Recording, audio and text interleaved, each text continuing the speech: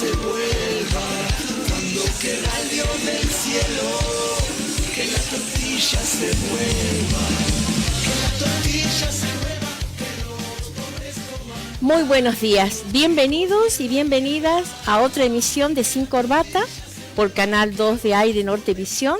Como siempre, un gusto de estar con ustedes, siempre trabajando la realidad política, económica y social para que entre todos la pensemos. Y bueno, vamos a saludar a nuestro equipo técnico, nuestra productora Delia Carrillo y nuestros operadores Sebastián Trigo y Diego Gallegos. Es un gusto, como les digo, tenerlos a ellos aquí al lado trabajando porque son una compañía muy importante. Y como les decimos siempre, hay toda una cantidad de noticias imparables y nosotros vamos a tratar de analizar las cuestiones más serias, aquellas las más profundas. Y ahora vamos a presentar las placas de los temas del día. Adelante la producción. Este va a ser el primer tema. ¿Qué no hubiera pasado si no hubiera ganado Macri en 2015? Es un tema interesante porque de ahí vienen consecuencias bastante graves para nuestro país. Segundo tema, ¿cómo lo arreglamos? ¿Cómo arreglamos justamente este desastre heredado de la pandemia amarilla, luego la pandemia que nos agobia y finalmente ahora con el tema de la guerra? ¿Cómo arreglamos esto? Tercer tema, bueno, la Corte Suprema. La Corte Suprema nos está ocasionando también daños severos, es como una herencia de Macri, del gobierno macrista, que siempre está del lado del poder. Bien, y el otro tema que vamos a tener, y va a ser un gustazo, es comentarles sobre un libro escrito por un salteño, el profesor Ángel Tolaba, que va a estar invitado presencialmente acá en nuestro canal. Bueno, y vamos a pasar ahora al primero de los temas. ¿Y qué queremos decirles con esto de qué no nos hubiera pasado? Más bien tendríamos que hacernos la pregunta de qué no nos hubiera pasado si en el 2015 y montados en un caballo de cambio no hubiera llevado al gobierno Macri y sus adláteres el mal radicalismo. Así le llamamos, el radicalismo malo, que se ha plegado a este gobierno ultra neoliberal y que ha dejado al país prácticamente en ruinas. Bueno, vamos a intentar charlar de esto todas las veces un poquito, todos los programas un poquito, hasta que entendamos todo el abanico de males que ese gobierno nos dejó. Y hoy vamos a tratar el más grande de todos los males, que es el tema de la deuda externa. ¿Y qué no nos hubiera pasado? A ver, miren, les queremos comentar que allá por 1824, mire a dónde nos estamos remontando, señor, señora, a dónde nos estamos yendo. 1824, cuando entra la Argentina, recién formadita la Argentina, entra el préstamo más grande que hayamos tenido en aquellos tiempos y de ahí los otros que vendrán tan grandes como ese y tan dañinos como ese. Es el préstamo de los ingleses de la Baring Brothers que pacta con el entonces presidente, primer presidente que tuvimos, Rivadavia, primer presidente entreguista de los tantos que hemos tenido. Y bueno, ahí hemos recurrido a un informe que nos ha presentado Alfredo Zayat, el economista, y este informe es de la Auditoría General de la Nación. Y nos cuenta lo siguiente. Bueno, en aquel entonces fue la Baring Brothers, pero hoy fue Caputo, del gobierno de Macri. ¿Y qué es lo que hace Caputo? Aparte de la deuda externa que tenemos con el Fondo Monetario, antes de eso, ¿qué hizo Caputo? Bueno, adquirió el préstamo llamado el bono del siglo de los 100 años, del que ya nadie se está acordando y por eso queremos traerlo a cuento. Porque ese bono es el primer paso de la desgracia. Luego hay otros pasos que tienen que ver con los préstamos de acreedores externos, los bancos, entre ellos el JP Morgan, que es el más, tal vez el más grande o el más decidido a venir a la Argentina, porque se instaló en el Banco Central cuando estaba el gobierno de Macri, se instaló ahí en una oficina en el Banco Central y ayudó a que la deuda se expanda Es decir, él contactaba, el banco JP Morgan contactaba, logró que los deseos de Macri se hicieran realidad y después cuando llegó la hora grave, salió del país muy rápido con todos los acreedores y se llevaron toda la plata que el Fondo Monetario trajo. Eso fue, digamos, la historia más cortita, por contársela muy rápido. Pero vamos al bono de los 100 años. Mire, el bono de los 100 años tiene un interés de 7,1% anual. Eso tendría que lograrse pagar cada año durante los 100 años si la Argentina tuviera un crecimiento del Producto Bruto Interno de un 7% anual, lo cual no se da en ningún país del mundo. Entonces, Caputo, con el mejor equipo de los 50 años, no lo sabía. No sabía que era imposible pagar ese bono de los 100 años, porque el crecimiento del país no da, de ningún país en el mundo da, como para pagar 7% por año. Y bueno, ¿qué viene después del bono? El bono que nos olvidamos, como le digo, es el primer pasito. Pero, ¿qué es lo que replica ese bono de los 100 años del primer préstamo de 1824? Mire, lo que ocurre es lo siguiente, cómo va copiándose lo que hoy ocurre con ese bono con lo que ocurría entonces. Yo acá tengo una lista larga de los daños que eso nos ha causado. ¿Y cuáles son? Alfredo Velasco nos dice, mire, la única verdad es la realidad. Y lo que replica ese bono, que lo vemos en la realidad, lo sentimos en la realidad, es que, bueno, hay aparte de esos intereses, todo aquello que viene después del bono, igualito a lo que tenemos ahora con el Fondo Monetario.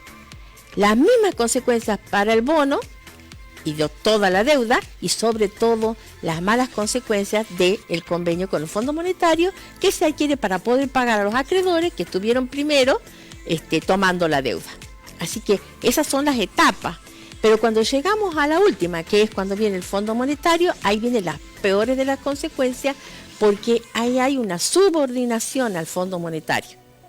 Siempre les contamos nosotros qué es lo que pasa con ese convenio, pero hoy puntualmente, como ya lo estamos sintiendo, usted lo va a ver y se va a dar cuenta de qué es lo que está sintiendo con esto que le vamos a comentar.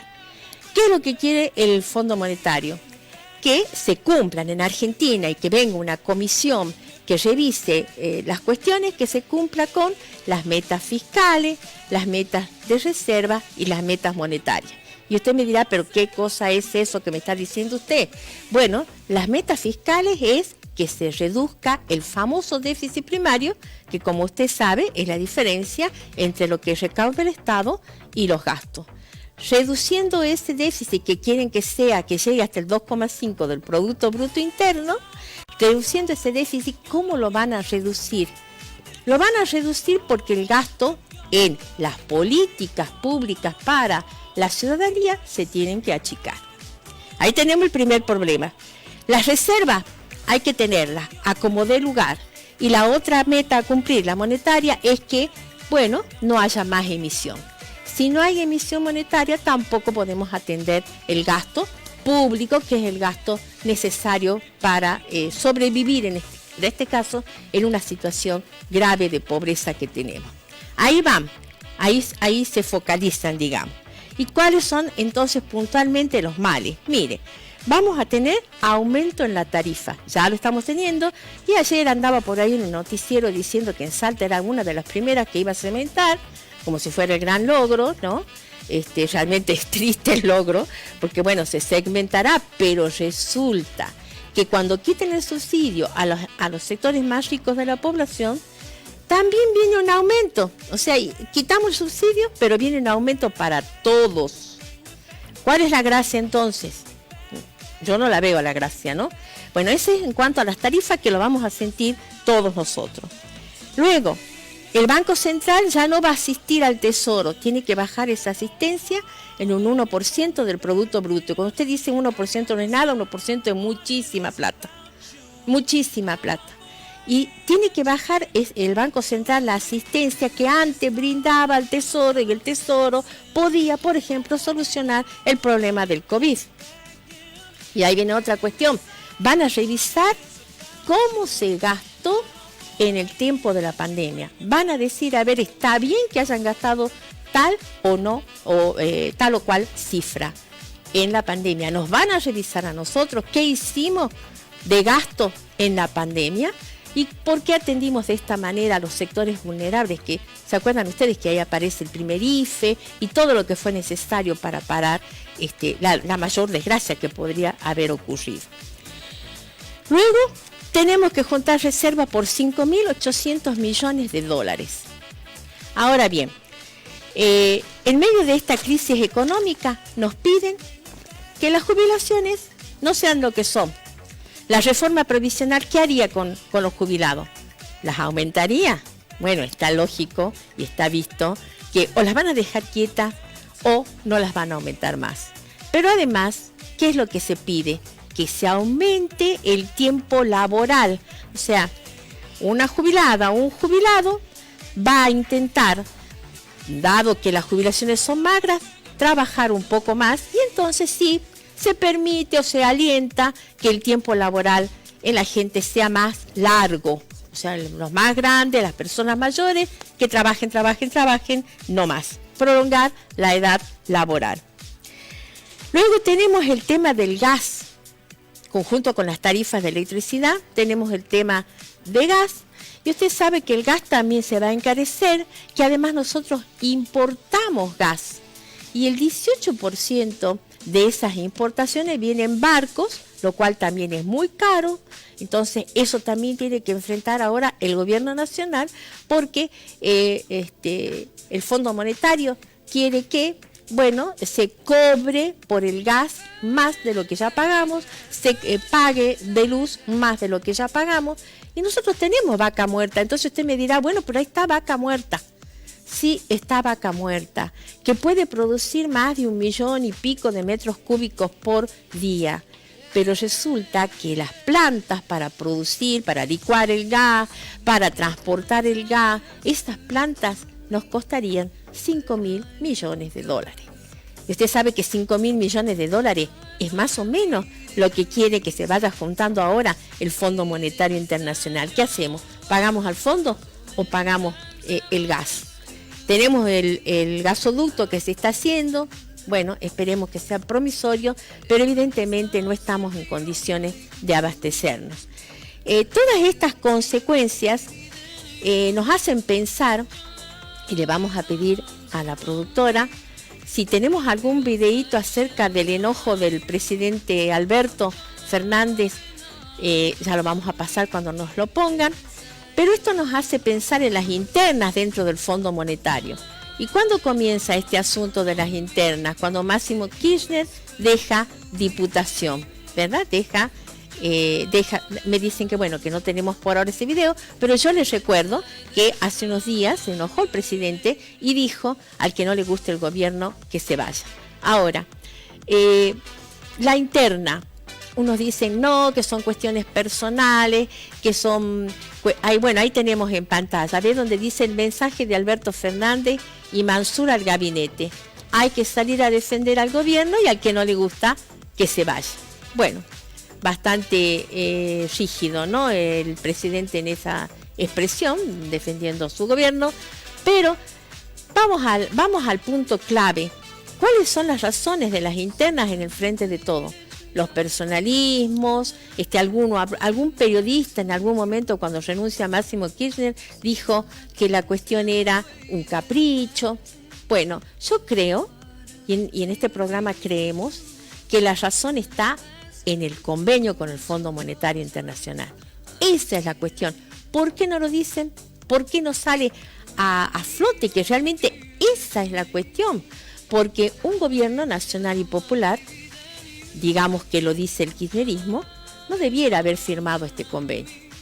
Que vaya a saber a dónde nos deriva con esta cuestión de la guerra y todo lo que pueda ocurrir de acá en más. Esa es la cuestión y esa es la razón, y está bien. A mí me parece, nos parece en este programa, nos parece que está bien que haya estas divisiones internas, que se debatan estas cuestiones, porque el verticalismo realmente creo que ya es una cosa de años pasados, ¿verdad? Cuanto más discusión y más lucha haya en el sentido de que esa lucha beneficia a la comunidad, al pueblo, creo que está bien. Creemos que está bien y que hay que darse esos espacios dentro de la política. Y ahora, para pasar un poquito a algo que, bueno, nos divierta un poco y a la vez es importante, vamos a pedir a la producción este video que realmente es muy gracioso, pero además es súper serio, ¿no? Gracioso y serio, porque dice verdades. Adelante. Entonces, claro, viste, se buscan los discursos y uno dice, bueno, vamos a encararlo por el lado de la economía. Vamos a encarar la economía, el gobierno está manejando mal la economía, sí. Mientras que otro de atrás del mismo partido se le acerca y dice, no, por ahí no vayamos, no, por ahí no vayamos, no porque nos van a cazotear fulero, porque a nosotros no nos fue del todo bien ahí, o sea. Bueno, vamos a encararlo por el lado de la salud. Sí. De la salud, sí, y sale otro del otro lado, no, me parece que por ese lado no, ¿viste? Porque estos hospitales que no inauguramos, que dijimos que, pues aquí hicieron falta, o sea, me parece en el medio. Bueno, ¿por qué no lo encaramos por el lado de las clases, dale por la educación? No, de que no me parece, porque no habría faltado un toque ahí y todas esas computadoras que nos entregamos parece que habrían hecho falta un poco, o sea que no. Así que por ahí no. Entonces, ¿sabes qué? Están negociando mal con el FMI, eso vamos a dar. Dale, vamos que el arreglo con el FMI. Me parece que por ese lado tampoco, porque lo que estarían haciendo es apagar el incendio que arrancamos nosotros con un bidón de querosén, derecho. ¿Viste? Claro. Bueno, pero ¿y qué? ¿Y la plata del FMI? ¿Dónde está la plata del FMI? ¿Dónde está? No, por ahí tampoco. Bueno, creo que es muy divertido el video y además es muy revelador y muy gráfico de lo que nos pasa, ¿no? Y bueno, vamos a una tanda para que luego tengamos a nuestro invitado.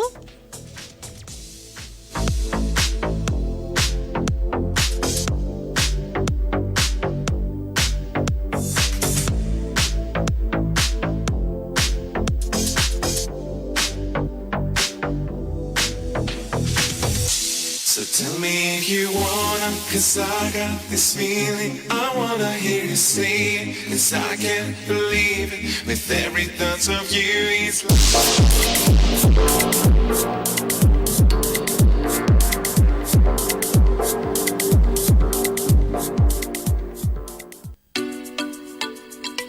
Los vecinos de la ciudad de Salta tienen a su disposición en el Consejo Deliberante los servicios que brindan las oficinas de atención al vecino, asesoramiento a mujeres en situación de violencia de género, centro comunitario de mediación y asistencia a víctimas de siniestros viales. Para más información, ingresa a www.cdsalta.gov.ar. Un consejo más cerca tuyo.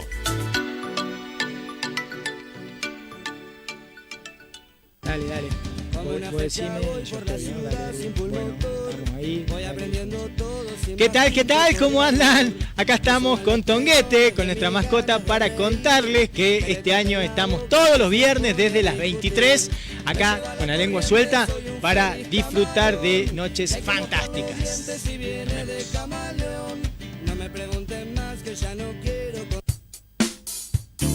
Todos los días, Daniel Torres te propone analizar la actualidad de Salta y el país. Del otro lado, un espacio de reflexión a través de la mirada de los protagonistas. Del otro lado, de lunes a viernes a las 12 por TV2.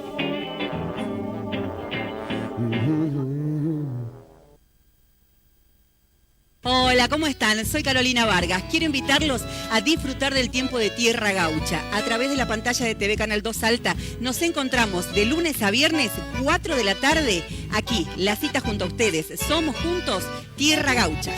¡Hola, gente linda! ¿Cómo están todos? Señoras y señores, estamos acá en Canal 2. Los días lunes y viernes a partir de las 7 de la tarde, acá en el programa del Payaso Chicholín. Ya saben, no se lo pierdan. ¡Nos vemos! Hola, ¿cómo están? Ya saben, los lunes y los viernes a partir de las 3 de la tarde jugando con Charito. Vení a participar, llamame, participá en el WhatsApp por numerosos premios. Ya sabés, los lunes y los viernes de 3 a 4 de la tarde en Jugando con Charito.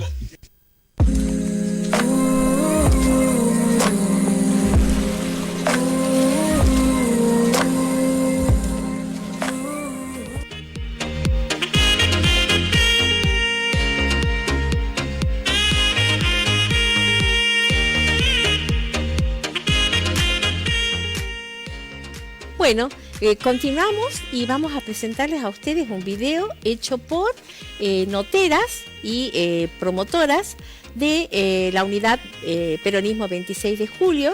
Ellas y él, hay un varón allí, son un equipo que está trabajando en capacitarse para poder trabajar en los barrios. Son gente del potencial, son titulares del potencial, aquellos que muchos juzgan como planeros y vagos. Bueno, ahora les vamos a mostrar el trabajo que orgullosamente están haciendo estas compañeras y compañeros, Ariel, del equipo que se ha formado para trabajar en los barrios. Adelante. No estés solo en esta lluvia.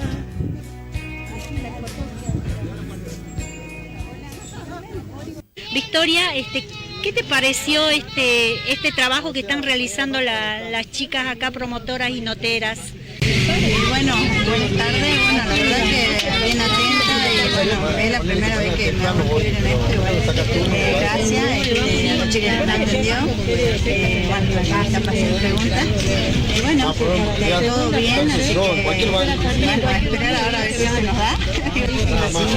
¿Y alguna vez vos viste que prestaban este tipo de trabajo por acá en Salta? ¿Qué te parece la innovación que estamos haciendo? La verdad que me parece muy bien, pero o sea, siempre veo así, pero cuando trabajando no tengo tiempo, no me hace, pero bueno, ahora me hace que porque andaba un poquito de tiempo. Y te pudimos inscribir, eso es lo importante. Muchas gracias, Gabriel, esperamos que salgas. Bueno.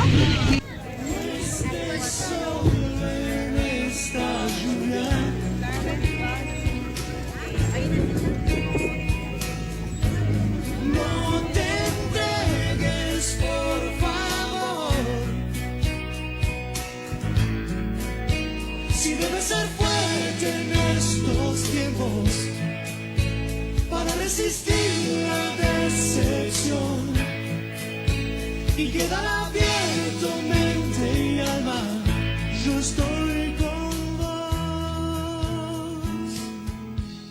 Bueno, no se ha escuchado muy bien el audio, ¿verdad? Porque bueno, son noteras que recién están aprendiendo este oficio, pero ustedes ven ahí que las chicas del potencial, los titulares del potencial, los y las titulares, están trabajando en la inscripción de lo que es el refuerzo al ingreso que ha otorgado el gobierno nacional en los barrios, asesorando cómo se hace e inscribiendo.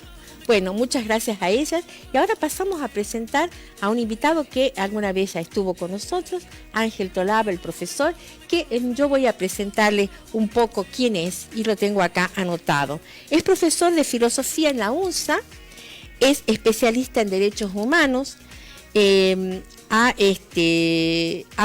presentando ahora su libro, este libro que tuvo a bien regalarme por el cual estoy muy agradecida, que se llama Argumentación y Falacias Hoy.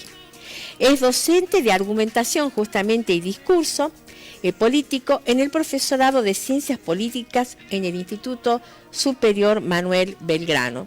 Además, fue candidato allá por el año 2009 a senador por el Partido Obrero, actualmente milita en el Partido Obrero, sigue allí militando y trabajando como ahora lo está haciendo con esta dedicación que ha tenido a la redacción, a la creación de este libro que consideramos muy importante porque trata de asuntos políticos, ¿verdad? Profesor, buenos días, ¿cómo está? Hola, ¿qué tal? Buen día. Gracias por la convocatoria.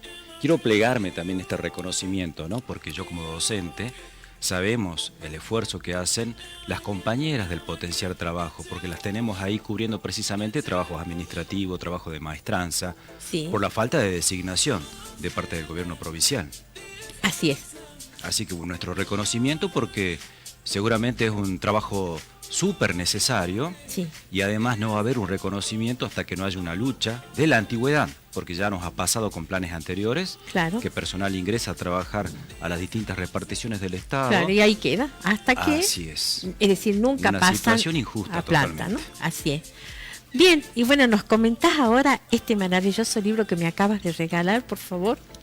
Sí, es una decantación después de años de experiencia, de capacitación, de una temática que me parece muy vigente hoy, sí, particularmente cuando a través de las redes sociales, de internet, el tradicional llamado argumento, que es un conjunto de enunciados a través de palabras, en la antigüedad de manera oral, por ejemplo en la eclesía, en la asamblea, en la polis griegas de Amo, sí, porque solamente hay un grupo muy reducido tenía el derecho a la palabra, mujeres, metecos y esclavos no tenían ese acceso a la palabra. Bueno, el argumento era a través de manera oral. Claro. Con la aparición de la imprenta, bueno, los argumentos a través de la palabra escrita. Sí. Y hoy en día hay otros formatos de circulación masiva que por ahí hace que bajemos la guardia, que seamos muy permeables a la hora de analizar los elementos que contiene un argumento. Sí. Un argumento es una pretensión. Quiero diferenciar acá los argumentos de llamado lenguaje natural o lenguaje cotidiano de los argumentos o razonamientos que se utilizan en ciencia, que tienen un carácter deductivo. Claro. Hay cálculos para eso y la conclusión se desprende necesariamente de las premisas y hay varios métodos para averiguar. Bueno, eso queda de costado, porque nosotros no nos comunicamos mayormente así, salvo que estemos dando, no sé, alguna cuestión cuantitativa, pero en la vida cotidiana nuestros intercambios tienen que ver con pretensiones. Uno pretende que el otro acepte una creencia, una idea, o pretende que el otro acepte una directiva. Yo quiero que el otro haga algo o deje de hacer algo. Y para eso, como no somos robots y por lo tanto nosotros no aceptamos creencia ni hacemos cosas de manera automática, sino que nos tienen que dar razones, fundamentos para esto. Claro. Bueno, ahí tenemos el formato del argumento, pero con los actuales medios de comunicación y difusión, este formato ha mutado. Ajá. Y así como tengo acá en la tapa del libro, bueno, tenemos los famosos memes, tenemos las noticias falsas, las cadenas de WhatsApp, los pequeños videos, que son formatos a través de los cuales se canalizan también pretensiones, porque eso nunca deja de estar. Sí. Y sobre la base de premisas o razones que no son buenas razones. Y ahí aparece el concepto de falacias. Las falacias son argumentos que parecen correctos, pero en el fondo no lo son. ¿Y por qué engañan? Esa es la pregunta. Bueno, engañan precisamente porque hay un auditorio, que es el que recepta esos argumentos, que sintoniza, ya sea de manera deliberada o por una confusión, con esas premisas que no son buenos fundamentos.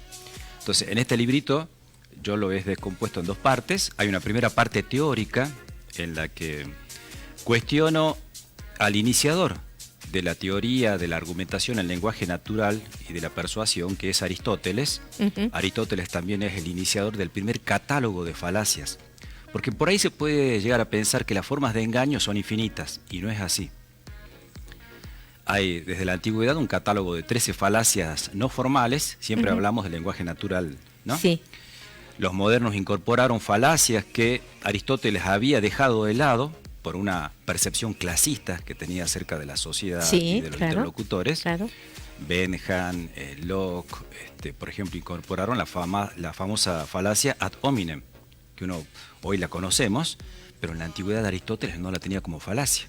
Obvio, si él vivía en una sociedad discriminadora, el fundamentador filosófico de la esclavitud no le parecía falacia.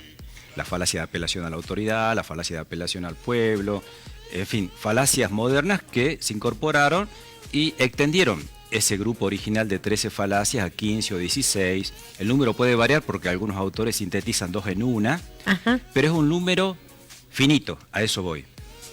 Lo que pasa con este número de falacias es que, de acuerdo a los formatos, hoy en día tenemos nuevos odres para viejos vinagres. Y se combinan entre sí también, porque pasa algo interesante, ¿no? Ese catálogo de Aristóteles de 13 falacias no es lo mismo sin la falacia llamada del elenchus, donde está la falacia ad hominem, ad verecundiam, ad populum, ad misericordiam, todas las que mencioné que él omitió, estando o no estando. Porque si están estas falacias, reconfigura también el resto. Y la gran pregunta que uno tiene que hacerse es, ¿por qué en nuestros intercambios comunicativos, en esta vida social de la comunicación, pareciera que para algunos sectores son importantes las falacias? Y claro, creo que nos estamos refiriendo, ¿no es cierto?, a todo este mensaje, discurso, falacias, que continuamente recibimos y que estamos como sociedad, como vos decís, deliberadamente o no aceptando, de acuerdo a nuestras prácticas sociales, porque nosotros vivimos de tal manera que aceptamos todos aquellos mensajes que en realidad nos han llevado a esta desgracia. Son los mensajes de los medios hegemónicos. Quiero entender lo que vos me estás diciendo, porque lo veo de esta manera, no sé si vos también. Es como que nos estamos tratando de analizar toda esta cuestión mediática que está dominando con sus mensajes nuestros pareceres, nuestras prácticas sociales. ¿Es así? Así es, vos estás poniendo el dedo en la llaga, sí. Porque acá las características del auditorio es precisamente la que puede sintonizar o no. Claro. Con una falacia, porque si nosotros tuviéramos un auditorio con educación, con formación crítica, con los antídotos que la escuela pública debiera brindar, hay que hacer una modificación ahí en la currícula. Claro. Las falacias no circulan. Claro. Se les da un corte. Claro. Entonces, como lamentablemente tenemos un sistema educativo vaciado, sí. Y hay un bombardeo permanente por parte de los medios de comunicación, las redes sociales, las fake news, las cadenas, etcétera, hay una permanente desinformación y malformación del auditorio. Y esto viene desde la antigüedad, como te decía, porque seguramente a esa mujer que no participaba de la política, al esclavo que se le decía que era propiedad del amo, porque eran muy pocos los que tenían el uso de la palabra, los ciudadanos amos de la polis, a pesar de que era una democracia de amos, hay que ponerle el apellido. Claro, lógico. Seguramente a esa mujer o a ese esclavo se le convenció precisamente de que era inferior o de que era una propiedad. Claro. Entonces ahí está precisamente la presencia de la ideología. O la presencia tal vez del poder. Por eso, ¿verdad? la ideología del poder. La ideología del poder, que es lo que nos está ocurriendo actualmente desde hace unos años, y tal vez podemos incluso hasta hablar de Durán Barba. Totalmente, totalmente, porque los medios de comunicación, el canal, se ha sofisticado tanto. Yo te hablaba de formato. Tradicionalmente el argumento venía en forma oral o escrita. Sí. Bueno, hoy se utilizan mucho las imágenes, los audios, colores, todo lo que llama la atención de la televisión. Por el lado del humor, a través de los memes particularmente. Bueno, y eso nos hace mucho más vulnerables, más permeables. Y hay, de hecho, todo un desarrollo de tipo técnico, inescrupuloso, que pone precisamente toda esta sabiduría técnica al servicio de malos fines. Y bueno, ahí tenemos, acabo de recordar, el tema de los trolls en la época del macrismo, del gobierno de Macri, que estaban todo el día bombardeando con en las redes, ¿verdad? Con las noticias o los argumentos, las falacias, como vos dices, que nos llegaban a todos, ¿verdad? Y en alguna medida sí también se han creado las operatorias judiciales, ¿o no? Totalmente, pero esto le va a la saga, lamentablemente, ¿no? Ajá. Porque las redes sociales, el internet, por ejemplo, tienen hoy los medios para hacer un estudio de los perfiles de los consumidores, de los usuarios, y por lo tanto focalizar también el mensaje. ¿A dónde y a quiénes? Exactamente, cuáles son nuestras preferencias, nuestros temores, y en función de eso arman los argumentos falaces. Yo quiero mostrarte ejemplos precisamente. Ahí lo tenemos en pantalla, ¿puede ser? Ah, bueno, por ejemplo, esto apareció hace un par de años en la revista Noticias. Sí. El momento en que se ponía sobre el tapete, entre comillas, el problema de la inseguridad, sobre todo allá en la ciudad de Buenos Aires y el Gran Buenos Aires, ¿no? Y la revista Noticias saca este titular: haga patria, mate un ladrón. Pero eso es una parte del mensaje. Ese mensaje es tramposo, porque está a medias.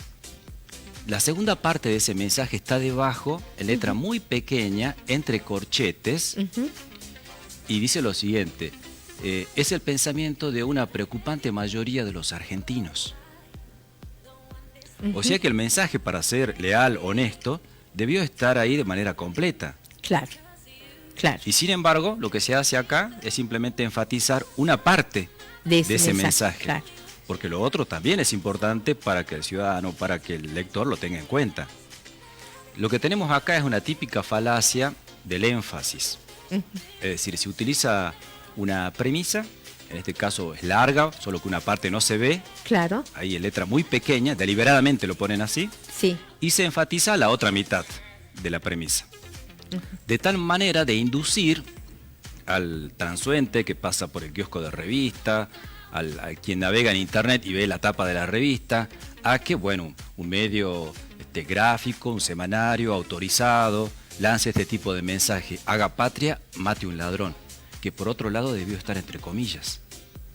Porque si es el pensamiento que se atribuye a una parte de los argentinos, entonces no puede estar de esa manera. Si no estuviera la advertencia de abajo, sería prácticamente un delito. Claro. Una apología precisamente. Del delito. Claro. Del asesinato, mate. Así es.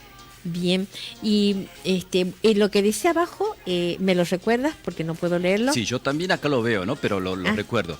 El pensamiento que una preocupante mayoría de argentinos está teniendo o algo por el estilo. No, la última parte no lo veo. Pero claro, esa es la advertencia. Sí. Entonces, hay que poner, los medios de comunicación tienen que ser también responsables en esto, porque el mensaje es más completo de lo que aparece ahí. Claro, ahí lo que nos preocupa a muchos es que ese mensaje que dice haga patria, mate un ladrón, entre en la conciencia de los ciudadanos como si fuera no un delito, sino una invitación, una exhortación a lo que está bien, claro. ¿Verdad? Y si uno esa no es tiene la preocupación. Tiempo para leerle los detalles y ve debajo además por Beatriz Sarlo, que es una intelectual reconocida, ahí se configura otro tipo de falacia, una falacia de apelación a la autoridad. Claro, es como que lo que está diciéndose ahí está bien porque lo dice Beatriz Sarlo. Exactamente. Claro.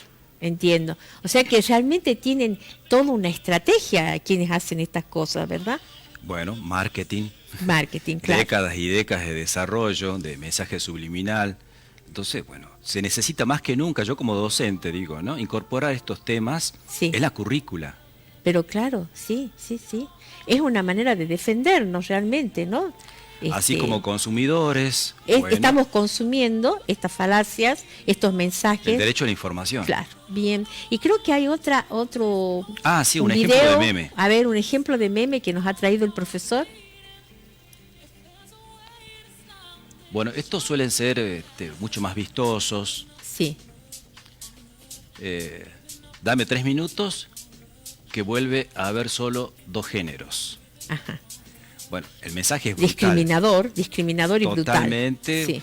Estas cadenas de memes aparecieron mucho, sobre todo a propósito de la discusión de la ley de identidad de género, la ley del matrimonio igualitario. Y cada vez que las disidencias, las minorías salen a pelear por sus derechos, vemos también las oleadas de desinformación, ¿no? Y las oleadas, digamos, de discriminación, ¿no? Claro, para una persona educada. Discriminación explícita, ¿no? Exactamente, este mensaje no pasa. Sí. Pero incentiva, refuerza los prejuicios que una mayoría pueda llegar a tener. Claro.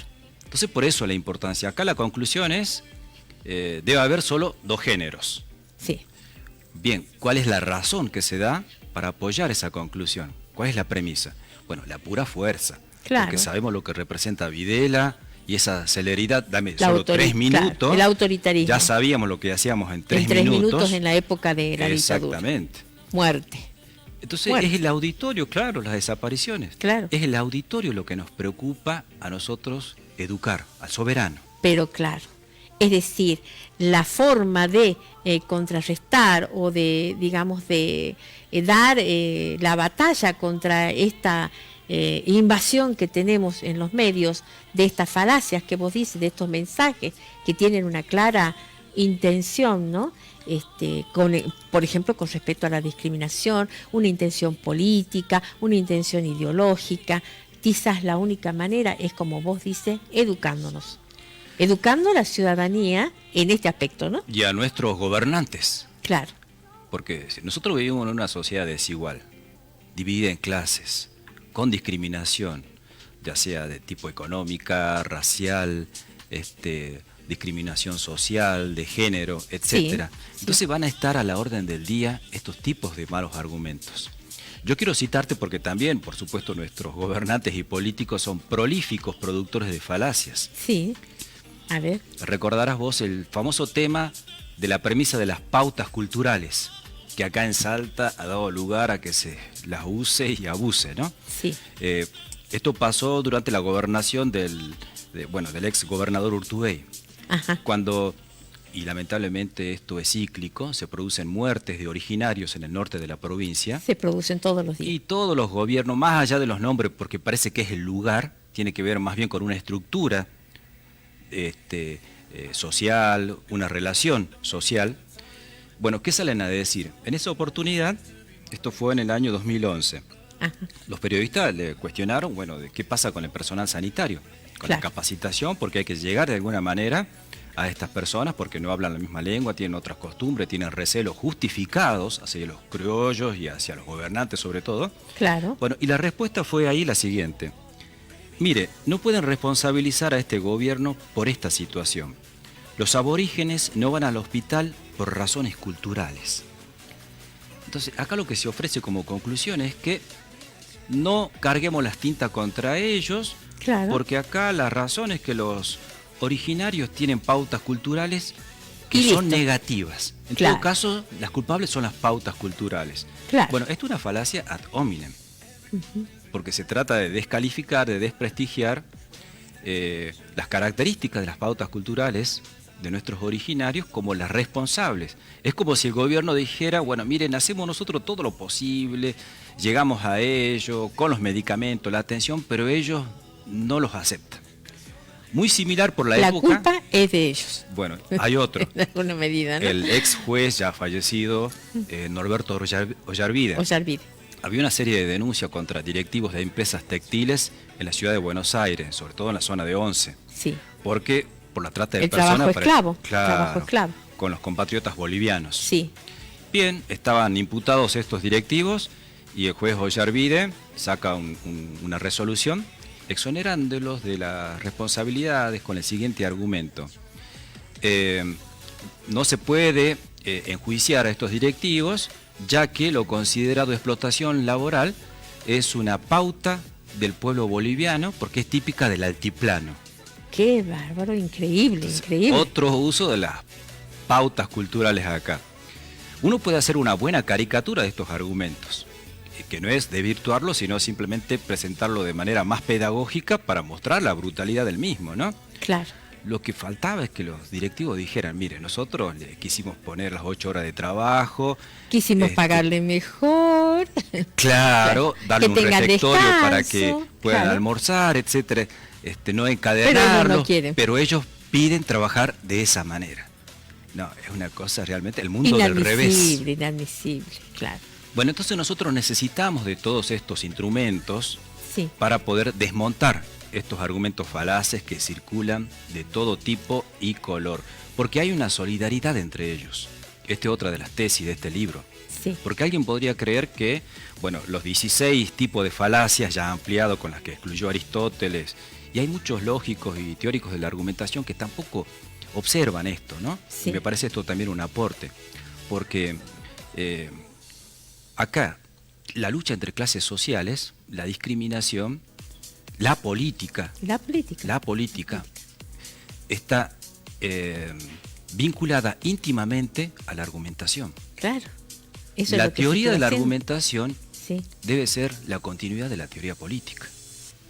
Por eso la importancia de que nosotros podamos adquirir estos tipos de rudimentos, de conceptos, de instrumentos para poder desmontar las falacias en circulación. Porque además, como te decía, entre ellas establecen solidaridades. Porque se necesita de ella para mantener un statu quo de dominación, de discriminación, de ventajas para grupos y de ventajas para otros. Para sectores de poder en la Argentina. Entre ellas mismas también establecen esta coraza para poder justificar una situación que no se puede justificar. Claro. Yo recordaba, por ejemplo, el argumento de la llama sagrada también de parte de un ex gobernador allá, en una reunión que se tuvo en el Hotel Termas de Rosario de la Frontera. Estoy hablando de la gestión de Urtubey. Bueno, ahí también él reunió a su gabinete, parece que había dudas sobre la dirección del gobierno, y bueno, uno de los argumentos que le dijo a sus ministros es que confíen en mí ya que yo tengo la llama sagrada. Eso es un argumento de apelación a la autoridad. Claro. Y es muy frecuente acá, nosotros también escuchamos al gobernador Sáenz decir o invocar al Señor y la Virgen del Milagro o a Dios para habilitarse él mismo la palabra, el mensaje político y las decisiones políticas que está llevando adelante. Lo hace a menudo. O a Olmedo, por ejemplo, cuando dice mi único jefe es Dios. Sí. Y entonces pretende que nosotros le habilitemos todo el mensaje y todas las propuestas de políticas que tiene. Como la habilitación del rey, que recibía la autoridad divina en la época de los reyes, ¿verdad? Y esas solidaridades entre falacias dependen también del contexto, porque seguramente no va a ser la misma en el norte del país que en el centro del país o en otros contextos. Claro. Entonces eso es lo interesante, porque también hay una geografía de los argumentos falaces. Excelente, excelente, profesor. Es buenísimo y me parece que todo esto, este trabajo que has hecho tan importante, debiera, expandirse, conocerse, ¿no? Y además, como vos dices, tal vez formar parte de la currícula, ¿no? Para que tal vez podamos sostener en alguna medida nuestras propias ideas, nuestros propios pensamientos, nuestra propia ideología, que todos la tenemos, una forma de mirar la vida que no sea condicionada por estas argumentaciones falaces, ¿no? Así es, y me gustaría agradecer porque el día miércoles hicimos la presentación en el Profesorado de Ciencias Políticas 6001, en la normal por la noche, escuela normal, por la noche. Agradecer a Fernanda Álvarez Chavale y a Paulo Ávila, que han sido los lectores críticos de esta obra. Los presentadores del libro. Así es. Bien. Y también, bueno, a la editora, que es una colega, compañera de trabajo mía, Argentina Mónico, porque esto está publicado y editado por la editorial Juana Manuela. Ah, bien. Una editorial joven, de las que se necesita en un medio tan chico como el de Salta, y que apoya estas iniciativas, ¿no? Bien, bien.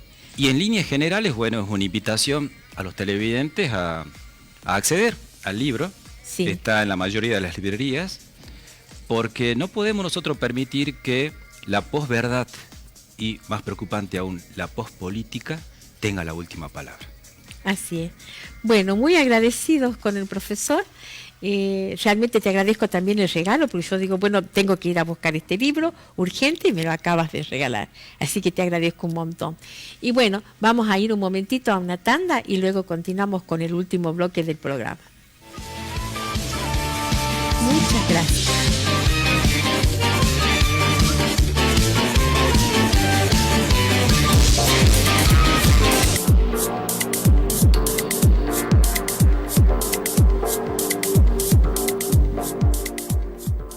Los espero los viernes a las 21 en Canal 2, la columna NOA, con toda la información del ámbito sindical.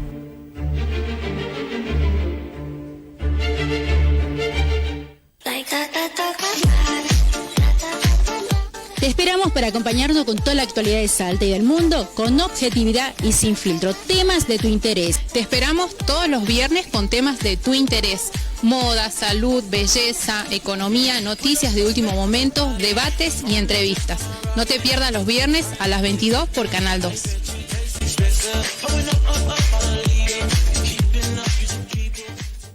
Hola amigos, buenos días, buenas tardes, buenas noches. Los invitamos a todos a participar de un programón Un Buen Regreso Motos 2022. Vamos a estar todos los viernes de 5 a 6 de la tarde por este canal, nuestro canal TV Canal 2, junto con mi padre, Yanu Harbat.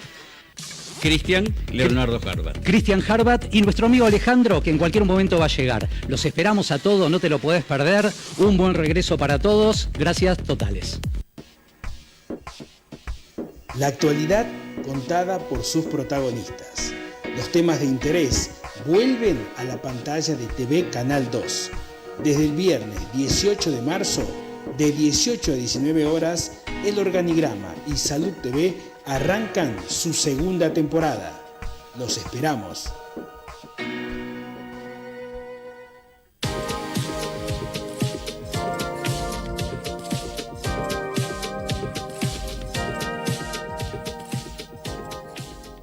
Dale. Vos decime, ¿Qué tal? ¿Cómo andan? Acá estamos con Tonguete, con nuestra mascota, para contarles que este año estamos todos los viernes desde las 23, acá con la lengua suelta, para disfrutar de noches fantásticas.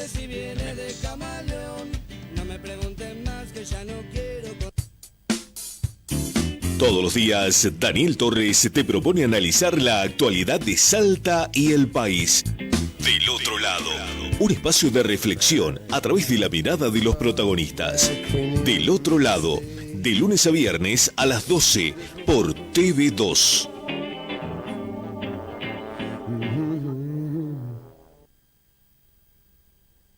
Hola, ¿cómo están? Soy Carolina Vargas. Quiero invitarlos a disfrutar del tiempo de Tierra Gaucha. A través de la pantalla de TV Canal 2 Salta nos encontramos de lunes a viernes, 4 de la tarde. Aquí, la cita junto a ustedes. Somos juntos Tierra Gaucha. ¡Hola, gente!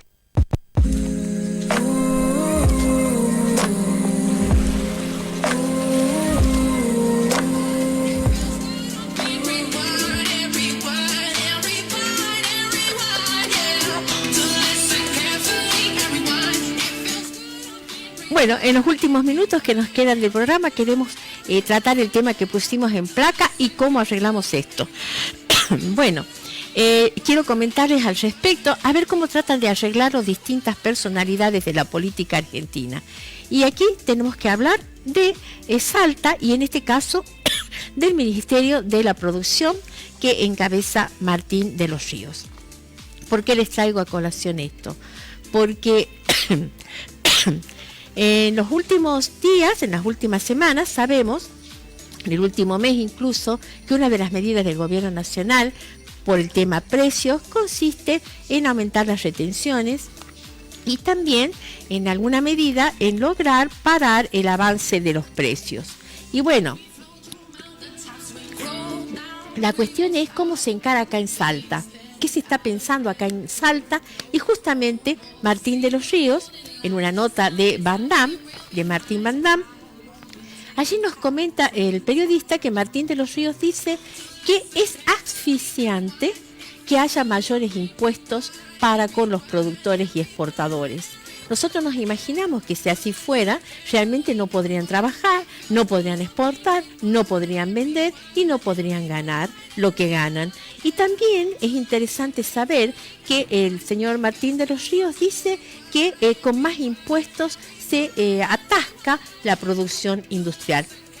Nosotros consideramos en primer lugar que no se trata de impuestos en algún caso, como por ejemplo el aporte de las grandes fortunas, y tampoco es un impuesto, sino un aporte que debiera ser sobre la renta inesperada y grandísima que están recibiendo los productores y exportadores por el tema de la guerra, que aumentó el precio del trigo, del maíz, en fin. Creemos que hay ahí una mirada que, sostiene o defiende a el sector más rico de la Argentina. Y consideramos también que gracias, y eso se lo voy a contar porque tenemos tan solo un segundo, que gracias al aporte de las grandes fortunas es que se pudo hacer el programa Mi Pieza y dar a muchísimas mujeres, acá en Salta también, la posibilidad de tener un hogar digno en cuanto a la construcción.